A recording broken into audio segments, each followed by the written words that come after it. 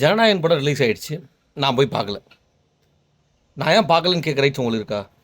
அதே மாதிரி நான் ஏன் பார்த்தேன்னு கேட்குற ரைட்ஸ் உங்களுக்கு இல்லை. அது பிரச்சனையே இல்லை. ஆனால் இப்போ அது ஒரு பிரச்சனை. ஓகேவா? சரி, டெல்லியில் என்னத்துக்கு போராடுறாங்க? நீட் தேர்வை சீர்படுத்துறதுக்காக போராடுறாங்க. அதில் இருக்க முறைகேடை சரி பண்ணுங்க போராடுறாங்க. உடனே தமிழ்நாட்டில் என்ன போராடுறாங்க? நீட்டை பேன் பண்ணுங்கன்னு போராடுறாங்க. ரைட். பேன் பண்ணுறதுல முக்கால்வாசி யார் போராடுறாங்க தெரியுமா? போன 5 வருஷத்தில் நீட்டை அழிச்சிடுவோம் மந்திரம் தெரியும் தந்திரம் தெரியும் சொன்ன குரூப்பு போராடுறாங்க. 5 வருஷமாக ஏன் போராடல? ஏன் அதை போக்கல? அதை கேட்குறதுக்கு நமக்கு யாருக்கும் துப்பு இல்லை. ரைட், அதையும் விடுவோம். இவர் சொன்னதை மட்டும் கேளுங்க. நம்முடைய தலைவர் தெளிவாக சொல்லிட்டார், திராவிட முன்னேற்ற கழகம் ஆட்சிக்கு வந்ததுன்னா கண்டிப்பா நீட் தேர்வு ரத்து செய்யப்படும். எங்களுக்கு தெரியும் எப்படி ரத்து பண்ணணும்னு நம்ம தலைவர் தெரியும். அதை சொன்னா கூட இந்த ஆட்சியாளர் பாருங்க எதுவுமே சொந்த புத்தியும் கிடையாது. நம்ம கிட்ட கேட்கறாங்க அது எப்படி பண்ண சொல்லுங்க, ரகசியத்தை சொல்லுங்க. ஒரே ஒரு ரகசியம் தான், அந்த ரகசியத்தை நான் சொல்லிடுறேன்.